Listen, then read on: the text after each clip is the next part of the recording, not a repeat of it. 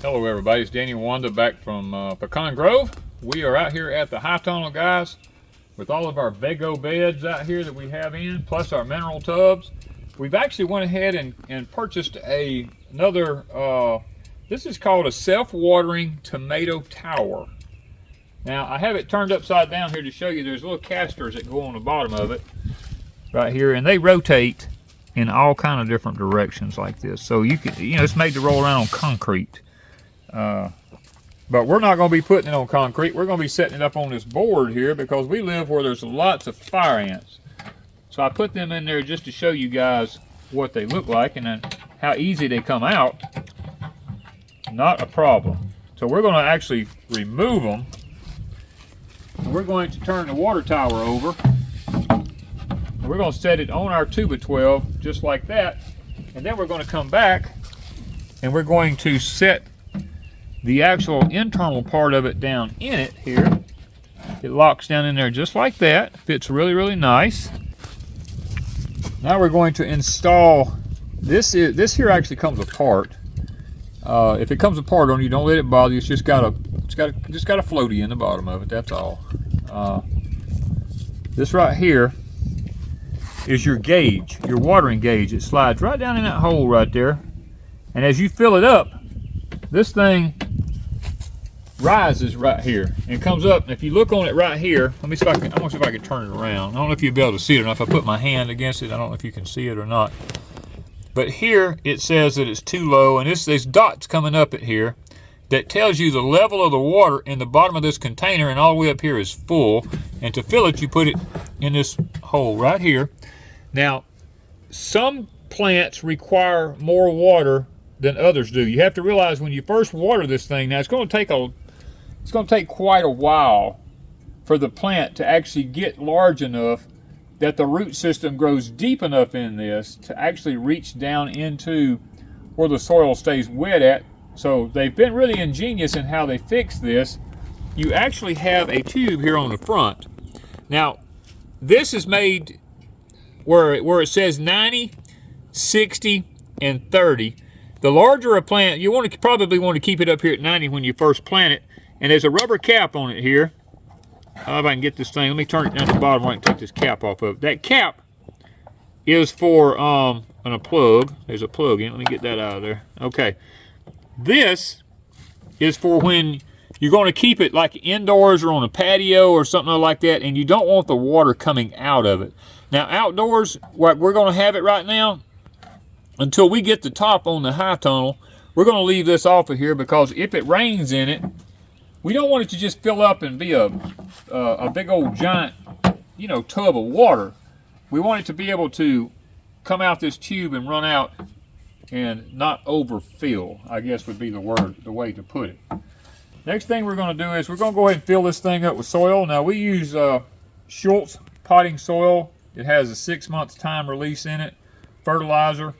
It's your good basic all-around fertilizer for plants and stuff like this. And we will amend it once we get our plant in here. Now we're going to set a tomato plant in here.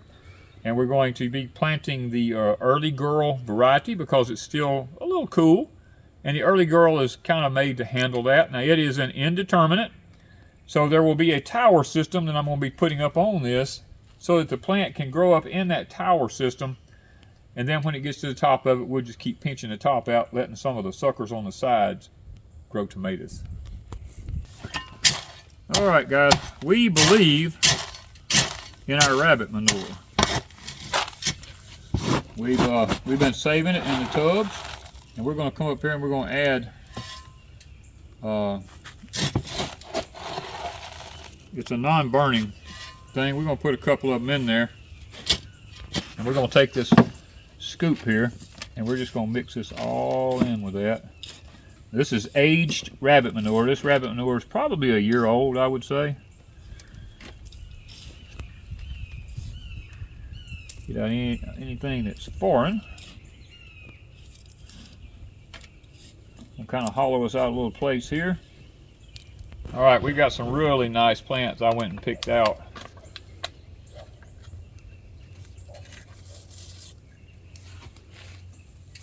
And the thing about tomatoes is the deeper you bury them, they'll grow little hair. I don't know if the camera probably can't see it, but there's little hairs growing all up and down that stalk, especially down here lower. You can really see the little hairs growing on it.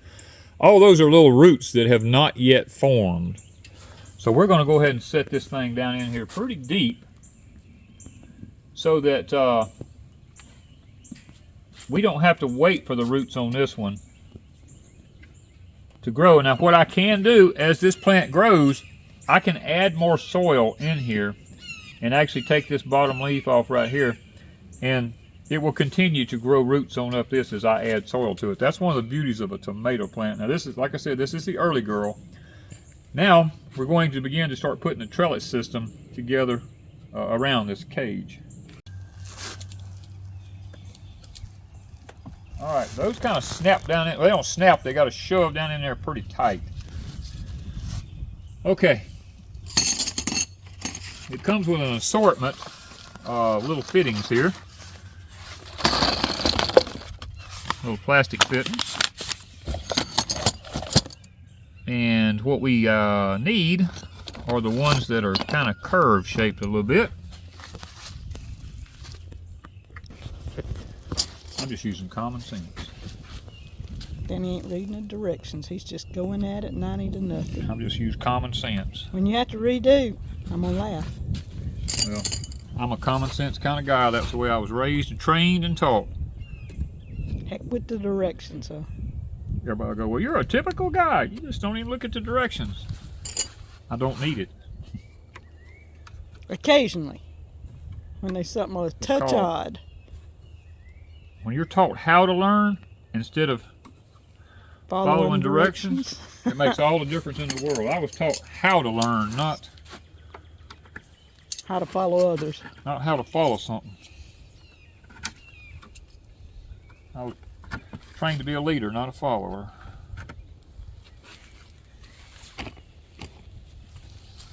It's gonna be pretty tall.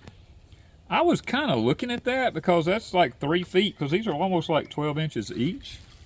It's pretty tall. And that's the reason I wasn't minding. I started to get a determinate variety, and I said, well, I already had the indeterminates here.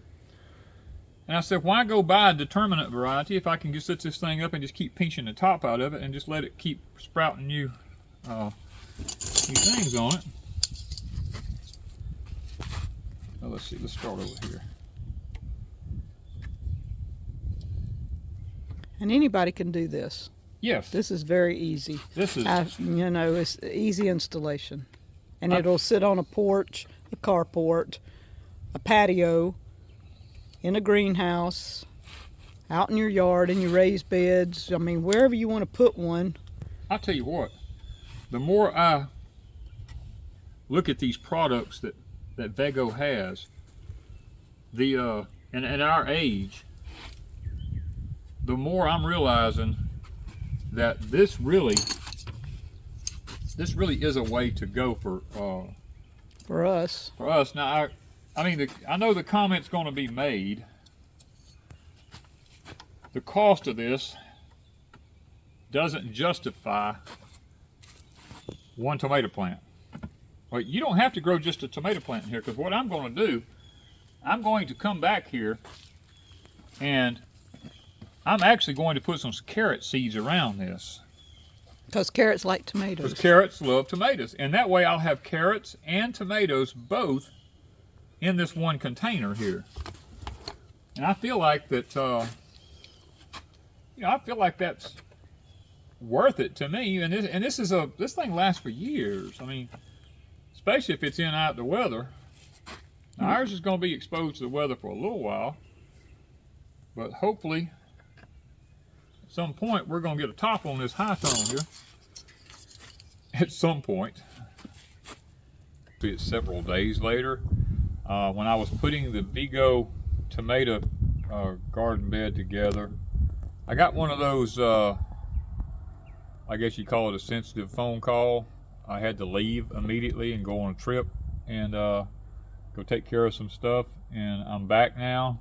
All that basically we had to do was put the rest of the top on here, which it all snaps together with these rubber fittings here. and it's very, very sturdy. I'm very impressed with the sturdiness of it. I come around here and I went ahead. You put your water in right here. We filled it up with. Got birds. Yeah, the birds is already here. I put the water in it. Now the tube on the other side I have set at 90 on the side of it over here, because remember I was talking about it's outside, and when it's outside you can leave that on 90 and take the cap off of it in case it rains, which it did. And I went ahead and filled this thing up with water to where it's full here now. So we don't need to do any watering with the tomato because I set the tomato deep in the soil, and it should be able to, the soil should be wicking up enough moisture, because you can rub back there, see how black it is? It's still moist. The plant should be doing fine. And we'll be kind of keeping our eye on it here in the next few days, because to be honest with you, it's pretty chilly out here right now with the wind blowing. You know, the early girl is a cooler weather tomato. It is an indeterminate, but now we're not supposed to have any real freezing temps or anything like that come. We got some temps in the mid to high 30s, but nothing that should kill the plant. It may be slow growing, but that's okay. It's just developing a root system deep in the ground. And if need be, we will wrap something around it if we feel like that it's just going to be too cool on it to be outside here. So I want to take you down and show you something about the raised beds here in the middle.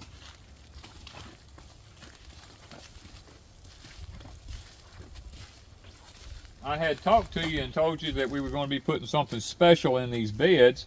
Well, Wanda ordered for me a white seedless grape right here. Now this is called Himrod. That's H-I-M-R-O-D. I wrote it down there because I knew I'd never remember it. I keep wanting to say Nimrod or something like that. But it's Himrod. I have one on the center of the Vego trellis on this side, one in the center over there. And we've got a lot of extra bed left here. And I was thinking, I told Wanda, I said, you know, a companion plant for grapes is beans. So I got to thinking, I said, now, the one thing we love is the Cherokee yellow wax beans. They are, by far, in our opinion, one of the best green beans, or yellow beans, or whatever you want to call them, because they grill really good. They have a sweet taste to them. So what I figure I'm going to do is I'm going to come in here and just plant me some of these beans along through here and let the Cherokee yellow wax beans grow up inside the high tunnel here. And just, I haven't grown them in a high tunnel. Wanda has, but I have not actually grown any. And I would like to try them, well, with these Vego beds and just see how they do. Now this bed has had some vermiculite added to it. You can see it on top of the soil here. Now I have not added any perlite to it because it's not really that tacky. I didn't add any fertilizer to this.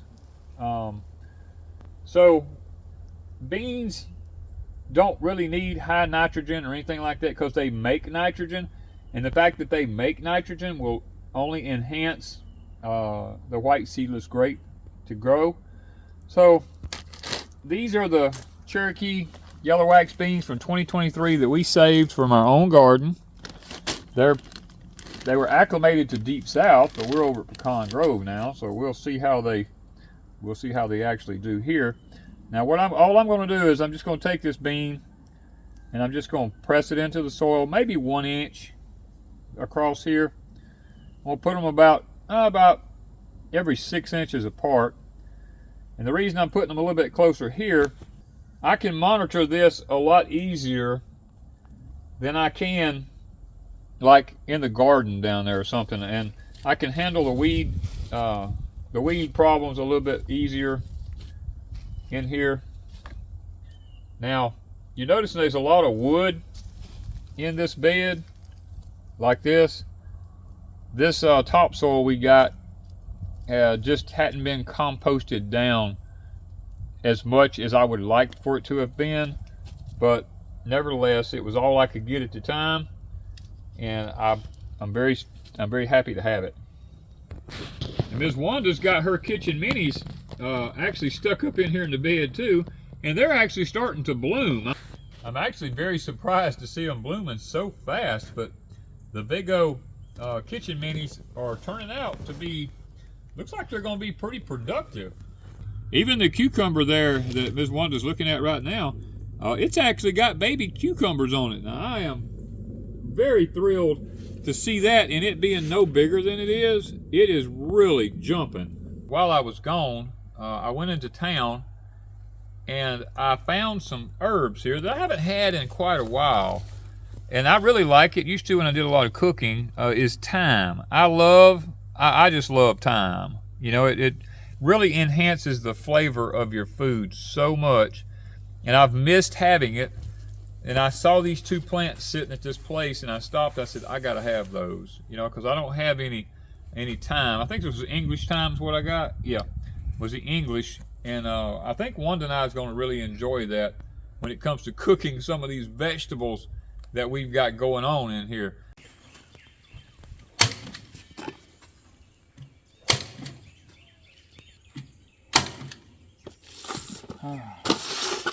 Good morning, everybody. Danny and Wanda back from Pecan Grove. We are now back working on the high tunnel this morning. We had some pretty weather. Nice and just beautiful weather this morning. It's in the 50s this morning, 60s, and probably gonna get up into 80s today. So we're gonna try to get out here this morning and get some stuff done. Now we're putting the hardware cloth on our high tunnel walls here. Now we always come up 3 feet and put this on ours so we can leave our during the daytime, or at nighttime should I say, we can leave the rolled up sides down to here, and that allows air to continue to pass through the high tunnel at night. And this screen is 1/8 inch hardware cloth. Now this is not screen like you put on screen doors or anything like this. This is actual hardware cloth, and it's not a cloth. It's not, I mean, it's actual 27 gauge wire. It's very, you see it's very stiff wire here. I mean, it's kind of hard to see it, but it's 1/8 inch holes. It keeps insects from being able to go through it at night and lay eggs on all your stuff that you have in your high tunnel, because your insects come out at night, your moths and stuff like that. They come out at night to lay the eggs, to do the damage. So first of all, what we're doing is going through with a staple gun, and we're just stapling the top edge of it down through here, getting it good and tight.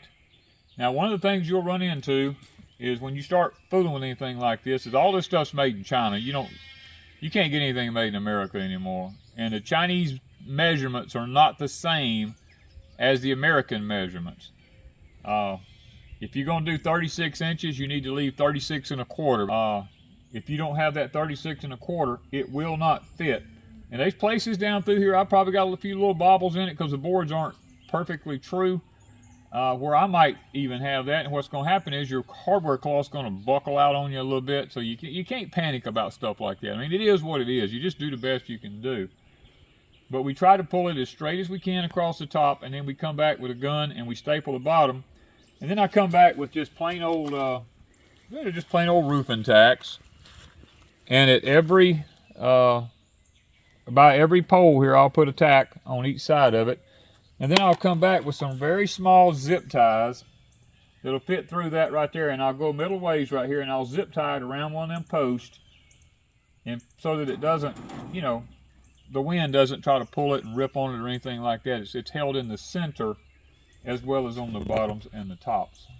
This is a 60-foot high tunnel, and I can't find this 1/8 inch hardware cloth in 100-foot rolls. It only comes in 50-foot rolls that I've been able to find. So I have to add 10 more foot onto the end of it. And when you get down there and you have to do something like that, the easiest thing to do is either just zip tie it together with some really small zip ties, or you can weave a little piece of wire through it, whatever you need to do. Just make sure you lap it over a good 6 or 8 inches to be able to have room, you know, to fix it with like that. So we got a lot to do today. Everything in the high tunnel is looking really, really good. We've got a lot of new stuff planted in here, and we're just now in the mode of trying to get this baby done, because we don't have the top on it, we don't have the end walls on it, we don't have nothing. It's just a frame. Because Wanda and I were sick this past winter, we didn't get a chance to get much of this done. So we're having to bust our tails now to get the food in, and then just work on the high tunnel as we get a chance.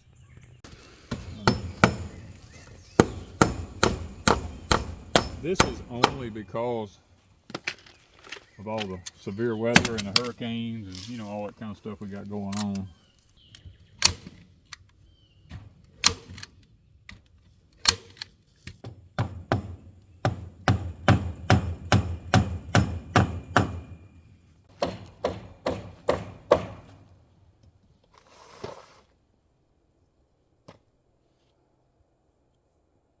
Now that I'm back, I actually took the time. You guys know me. I'm working on a high tunnel. I don't have a lot of it done yet, but I'm gradually working along on it, getting what done that I can when I have the time to do it. I've got my screen down here. I call it screen. It's hardware cloth. It is 1/8 inch squares by 3 feet high. I've got it all the way down this side of the 60-foot high sidewall high tunnel, and I've got it all the way down here, and I ran out about 10 feet from the end down there, so the next time I go back to the hardware store I got to get a 10 or 12 foot piece to finish that out with. And then I finally get to start on the end walls, and that will be my own personal design, because I used to build end walls for high tunnels for these nurseries. I have some that I designed for hurricane weather and stuff like that. So I'll be putting that design in this one also. Can't wait, because once I get the end walls in, then I get to put all the wiggle wire track down, and we get to put the plastic on. And at that point, I can keep the insects out of here, I hope, because only Lord knows what's going to happen between now and then. If the bugs is going to get in here and start attacking stuff. But right now, it's cool weather, and while it's cool weather and I'm at home and have an opportunity to work on stuff and can make a trip over here to Pecan Grove, and you know, I can do things over here, guys, I'm excited and just praying that it stays cool long enough for me to get the rest of this project taken care of. Thank you guys from Pecan Grove.